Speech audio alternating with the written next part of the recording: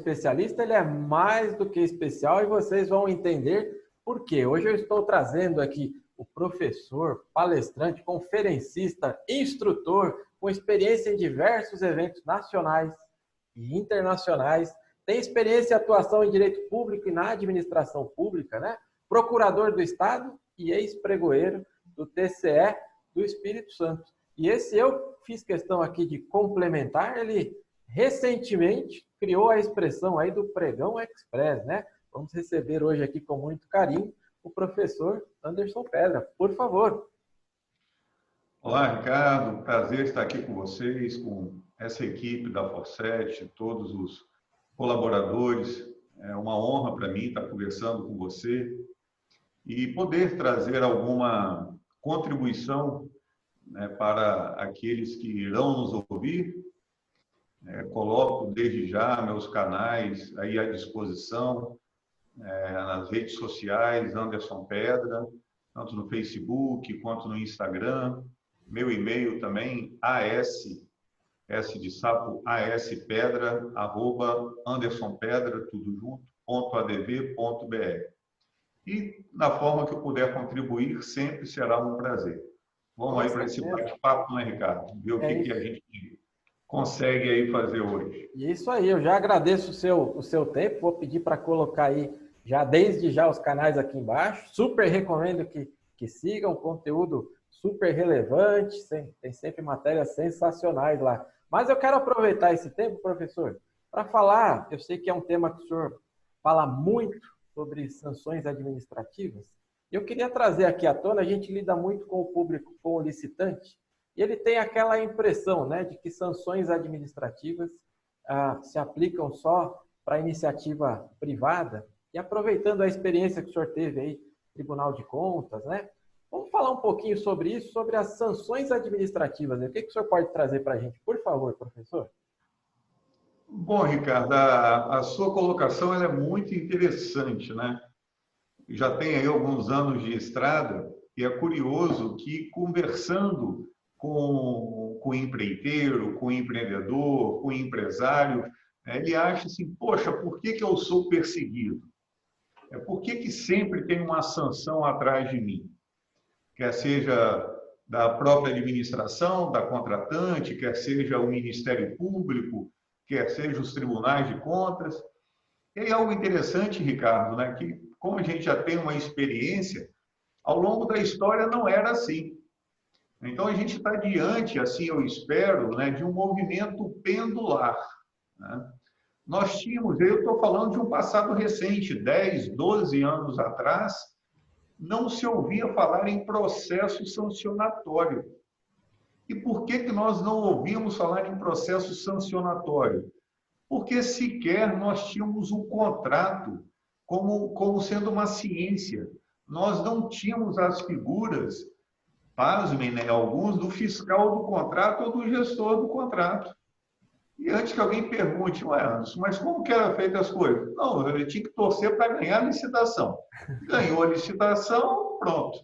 O resto era tranquilo, era você entregar, desculpa a expressão, qualquer coisa, a administração pagaria pelo preço licitado e pronto, acabou.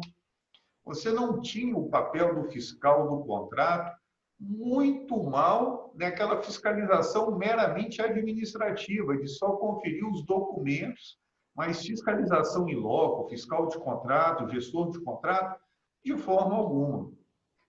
Então, nós tínhamos a sanção se restringindo também apenas à figura do ordenador de despesa, aquela pessoa que assinava o cheque, a autoridade competente. Então, nós não tínhamos responsabilização sequer dos demais agentes envolvidos, agentes públicos envolvidos na cadeia de produção do ato administrativo, que, porventura, tivesse causado alguma lesão ao erário.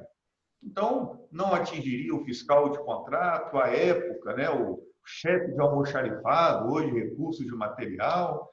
Nós não tínhamos isso, era só quem assinou o cheque.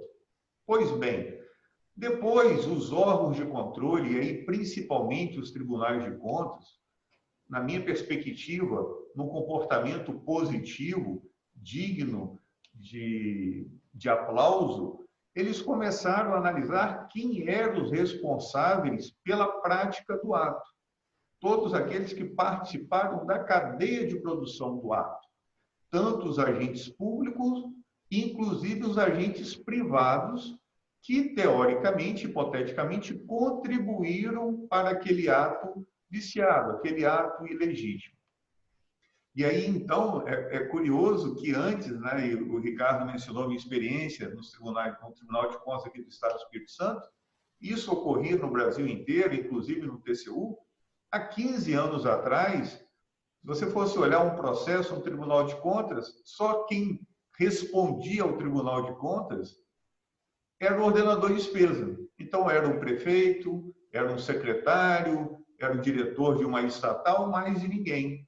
Hoje, é muito difícil, praticamente impossível, você não pegar um processo do Tribunal de Contas e olhar lá os citados, você encontrar 9, 8, 15 pessoas citadas, entre agentes públicos, empresas e, às vezes, até mesmo os sócios da empresa, o administrador da empresa. Então, nessa perspectiva, os tribunais de contas, e isso é uma competência constitucional, começaram a alcançar, inclusive, os privados, e de forma acertada. Por que de forma acertada? Não estou dizendo que nós temos que ter uma administração pública punitivista, não é isso. Mas nós também temos que separar o joio do trigo, inclusive por privado. Quando eu tenho possibilidade de advogar aqui no Estado, sou procurador do Estado, então tenho algumas restrições, mas advogandos para empresários que participam de licitações da União, dos municípios, às vezes é complicado, que chega o licitante, perdeu a licitação e ele diz, a proposta, o cidadão é inexequível, mas eu não tenho como comprovar isso. E a inexequibilidade, sabemos todos, é algo difícil. E aí ele diz, mas ele não vai executar o serviço, não vai entregar o objeto conforme estipulado no termo de referência.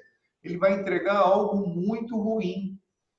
E aí é importante a fiscalização alcançar no privado, até que para o mercado, vocês e os licitantes, aqui falando com os licitantes, possa participar realmente pessoas íntegras, pessoas realmente que querem ser colaboradores da administração pública, prestando um bom serviço, entregando o objeto de acordo que consta do edital e que receba devidamente por isso.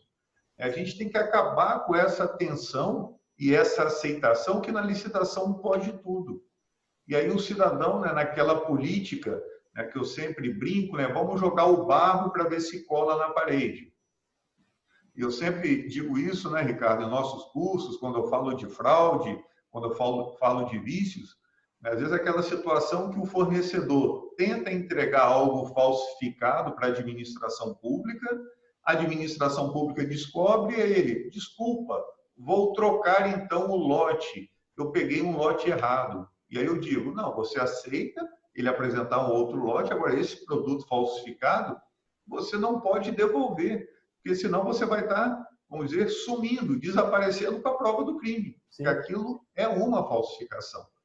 Quando eu atuava no Tribunal de Contas, em determinado momento, nós recebemos uma mercadoria de um bom fornecedor, um fornecedor íntegro, e aí, quando ele entregou a mercadoria, é um fornecedor que, inclusive, eu, enquanto pessoa física, também pessoa jurídica aqui do escritório, eu compro com ele, uma loja famosa aqui, tradicional, só que ele entregou um produto falsificado. Quando nós começamos a utilizar o produto, percebemos que tinha algum problema, entramos em contato com a fábrica e ela disse, não, esse lote não foi para o Espírito Santo, esse lote foi para Recife. Então, tem algo errado. E aí, a própria fábrica verificou que era um produto falsificado. Entramos em contato com o fornecedor, aqui local de Vitória, e ele pode deixar que eu irei substituir o produto entregue. E aí eu disse, não, você pode trazer um novo produto. Esse daqui eu vou enviar para a Polícia Civil, juntamente com o laudo da fábrica, dizendo que é falsificado. E ele, no momento, não, você está falando que eu sou desonesto? Eu falei, não, de forma alguma. Eu acho que você comprou de um atravessador que pode ter te enganado. Agora, isso é o papel da Polícia Civil. Então, estou encaminhando, etc.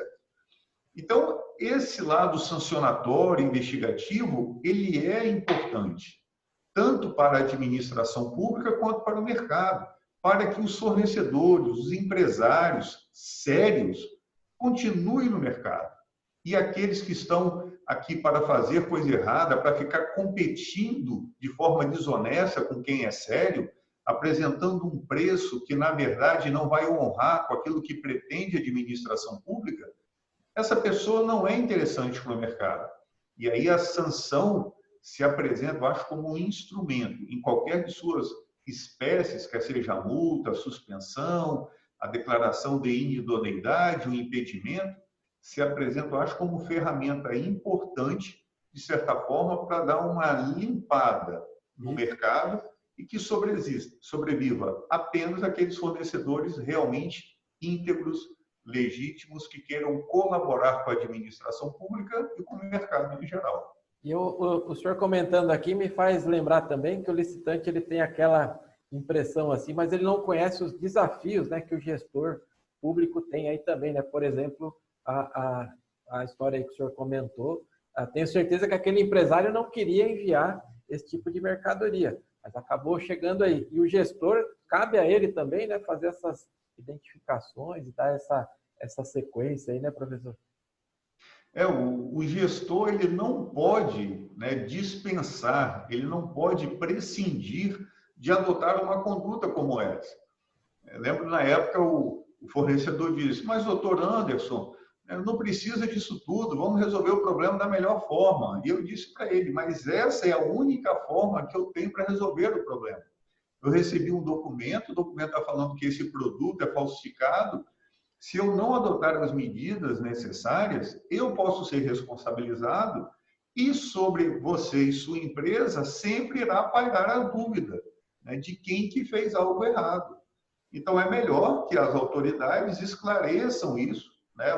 O melhor dos mundos é que isso jamais tivesse acontecido, mas Exatamente. Já que aconteceu, né, nós temos que apurar para não parar dúvidas sobre a conduta do gestor público, né, Ricardo? Como você muito bem apontou, ele tem essa responsabilidade, nem o privado, né, que tem toda a história dele e ficar, né, na dúvida. E depois, né, foi provado, né, dentro do inquérito policial que, na verdade, foi o atravessador, né, o representante dele que comprava uma caixa, uma quantidade X da fábrica e depois misturava com outros produtos falsificados.